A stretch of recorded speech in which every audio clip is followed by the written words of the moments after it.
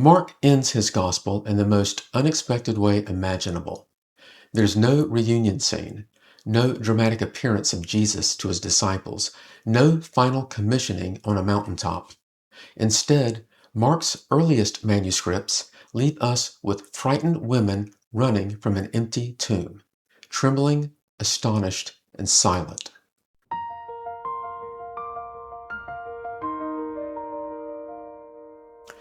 Good morning, and welcome back to The Late Disciple. Today, we conclude the Gospel of Mark with chapter 16. It's the most abrupt ending in all of Scripture, and depending on which manuscripts you examine, it might not be Mark's intended ending at all. If Mark meant to end his Gospel at verse 8, and many scholars argue that he did, then the Gospel ends by turning the reader into the one who must continue the story. Mark begins by naming three women who arrive at the tomb early Sunday morning: Mary Magdalene, Mary the mother of James, and Salome. The Sabbath has just ended, and before the sun has risen, they've already purchased spices to anoint Jesus' body. Unlike the Egyptians, whose burial customs included embalming and preservation, Jewish practice relied on spices and perfumes to honor the body and to lessen the odor of decay. Mark's point is simple. The women came expecting to find a dead Jesus. What Mark mentions next is a detail Matthew doesn't. As they walk, the women begin asking one another, who's going to roll away the stone for them? The way a first-century tomb is constructed, the stone doesn't simply lean against the opening. It sits in a carved channel so that when it's rolled shut, it drops down into place. One man can close it, but several men are needed to open it. And there were no men with them. The disciples were still in hiding. The women couldn't possibly move the stone on their own, but they kept walking. They didn't know how they were going to serve Jesus, but they continued to the tomb. This is characteristic of Mark's storytelling. He shows us the faithfulness of the women in the contrast to the fear of the disciples. When the men fled, the women remained. And even when they faced a practical impossibility, their love for Jesus pushed them forward. But the obstacle they anticipated never appears. When they arrive, the stone has already been rolled away. And Mark adds the understated comment that it was very large, as if to reinforce how unlikely it is that anyone would have removed it casually or quietly. Matthew gives us a far more dramatic scene. He describes an earthquake, an angel descending from heaven, and soldiers collapsing like dead men at the sight of the angel's brilliance. Mark gives us none of that. Instead, the women simply arrive and find the tomb open, with no guards in sight. When they enter, they see a young man dressed in a white robe sitting on the right side. That's all Mark tells us. There's no explicit statement that he's an angel, no lightning-like radiance, no description of supernatural power. And yet, the moment is unmistakably divine. The women are terrified, exactly as nearly everyone in Scripture reacts to angelic messengers. Mark's account feels quieter, almost more intimate.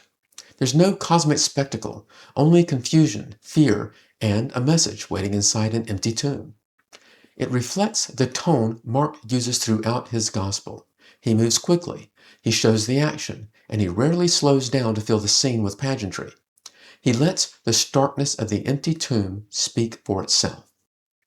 The messenger immediately addresses their fear. "Do not be alarmed," he says, though that didn't really work for them.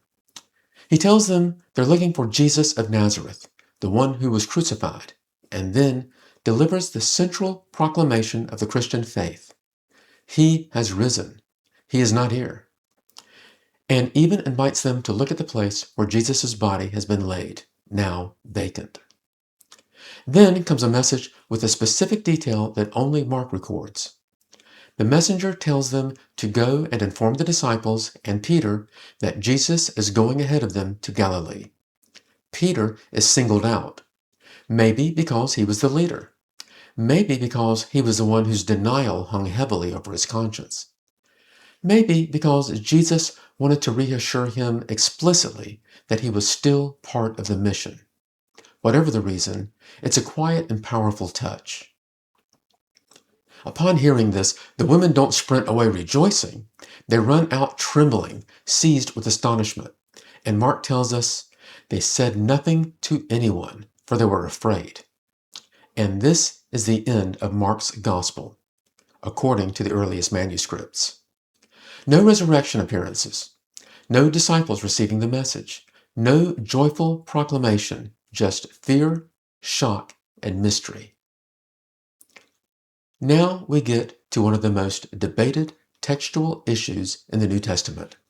The two oldest and most reliable Greek manuscripts, the Codex Sinaiticus and Codex Vaticanus, end Mark's Gospel right here at verse 8. More than 1,500 later manuscripts include 11 additional verses, verses 9 through 19. But the number of manuscripts alone don't settle the question. Scholars also look at writing style, vocabulary, and grammar, and these verses read very differently from the rest of Mark. The transition between verses 8 and 9 is abrupt to the point of being jarring. Mary Magdalene is reintroduced as though the readers never met her. The literary fingerprints simply don't align with Mark's hand. Because of this, many scholars believe the early church added a summary conclusion based on the apostolic testimonies and the other gospels. They weren't attempting to deceive, they were trying to give Mark's gospel a more fitting end. And even if Mark didn't write it, nothing in the passage contradicts New Testament doctrine. Still, we should read these verses with appropriate caution. The first appearance described in this longer section is to Mary Magdalene. But it feels like a reset rather than a continuation. Mark had already named all three women together earlier, but now Mary seemingly stands alone, mentioned with a detail that Jesus cast 7 demons out of her, a detail Mark himself had already recorded. After seeing Jesus, Mary goes to the disciples and tells them what she witnessed. But grief overwhelms them, and they refuse to believe her. This tracks with what the other Gospels show us. None of the disciples were predisposed to believe a resurrection. They weren't sitting around waiting for Sunday morning to vindicate Jesus' predictions. They were hiding, devastated, and convinced the movement had ended in failure. Tangentially, there's another angle here. R.C. Sproul once pointed out that the resurrection accounts depended heavily on the testimony of these women, even though first-century Jewish culture didn't consider women as reliable witnesses. If early Christians had wanted to fabricate a story, they would never have made the women the first heralds of the resurrection. But, of course, they didn't fabricate anything. They simply told the truth. The narrative then shifts to Jesus appearing in another form to 2 disciples traveling in the countryside. This closely parallels Luke's Emmaus story, where the disciples walk with Jesus for a long time without initially recognizing him. Like Mary before them, these 2 return to the disciples to relay the news, and again, they aren't believed. Unbelief is the recurring theme here. Repeated witnesses, repeated resistance. Finally, Jesus appears to the 11 while they are reclining at a table, and he rebukes them for their unbelief and hardness of heart. Then he gives them the mission that echoes in a condensed form the commission recorded by Matthew and Luke. Go into all the world and proclaim the gospel to the whole creation. The next verse, 16, has produced confusion over the years, so it's worth slowing down to read it carefully. Whoever believes and is baptized will be saved, but whoever does not believe will be condemned. Condemnation is connected only to unbelief, not the absence of baptism. Baptism follows faith symbolically, but faith is what saves.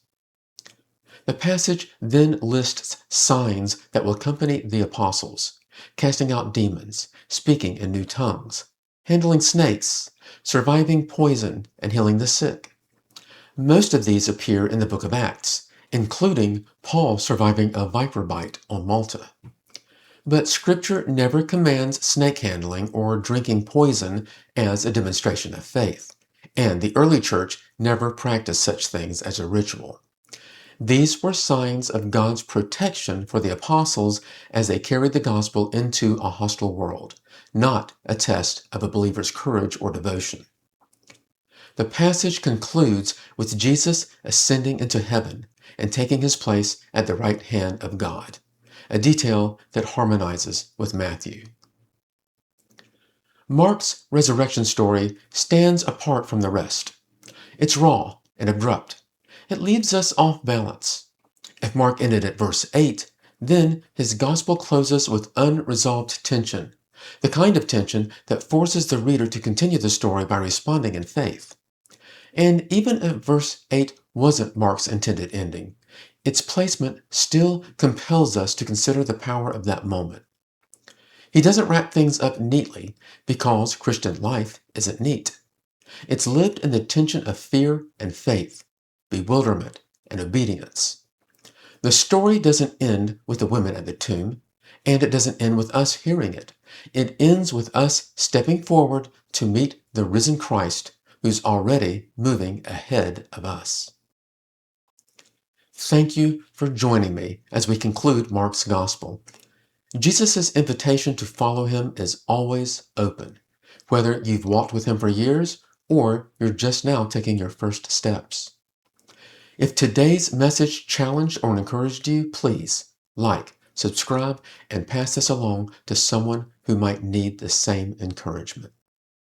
And as always, remember, we are all disciples. It is never too late.